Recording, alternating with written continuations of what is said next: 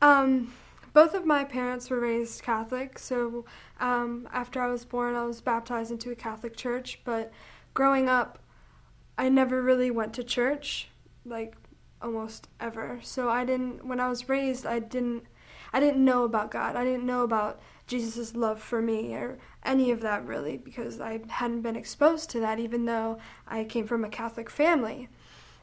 So, I mean, as a young kid, it really didn't have an impact on my life. But when I got to high school, I think that's really when it made a difference.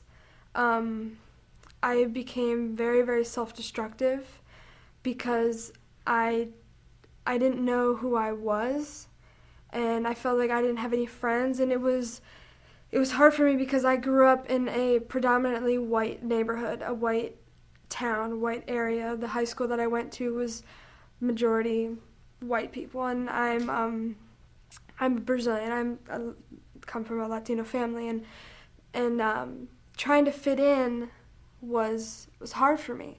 I felt like I didn't have a good core group of friends in the first place, but then being put into a an environment where I felt like I was the minority and I didn't fit in was it was even harder to make friends.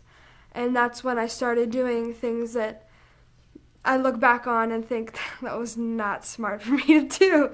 And because I was just so desperate to find friends and to fit in and even to find myself. I just don't know why, but thought if I did certain things and I'd figure out who I was, and that's still a journey that I'm taking today, but back then it was really hard, and I went through all 4 years of high school with a lot of drama, bouncing from friends to friends, and it was hard. I felt like I was alone, especially because I was having, issues with my family at home. We were going through a lot, and I felt stuck. I felt like I was facing the world by myself.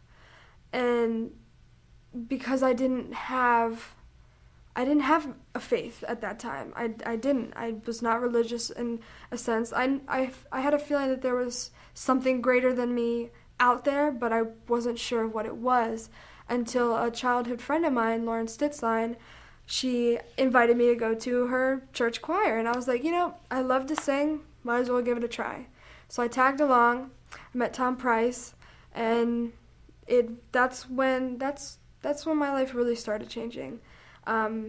Instantly fell in love with the choir, and I started to feel a sense of belonging, and I started to learn about Jesus. And then after a few months of being in the choir, they told me about CCYM, and they told me about rock, and invited me to go that January, and I went, and it was definitely a life-changing experience. I'm so thankful for that experience, and I'm so excited to see that happen to so many other kids that go along, and it was just amazing. And that's when I started learning about Jesus and about everything. I learned about my faith, and I've been slowly growing that to this day. And but it's been a struggle. It's people think that just when they invite Jesus into their heart, they, well, at least I did. I expected things to change, to be a 180, to things get so much better, and I wouldn't have any problems anymore, but that's not how it happens, and it's been hard, but, the people that I met in CCYM, the group of friends that I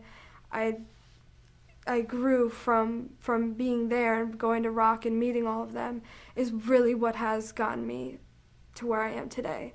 I don't think that if I hadn't met everybody in CCYM and the kids in Bridges, then I don't think I probably wouldn't be here right now. I wouldn't, because I was just so self-destructive. And I'm so thankful for Bridges because it's my backbone almost. Because when I don't have anyone else to turn to, I have them, and it's just indescribable, really, the way I feel with them, and how much I've learned from being friends with them. They've shown me God's love. They'd show me, this and that, and it's been an experience, and it's been a road, and I'm looking forward to the future from it. I'm looking forward to learning more and continuing to grow these friendships through Bridges and to reach out and touch other people's lives the way they've touched mine. So.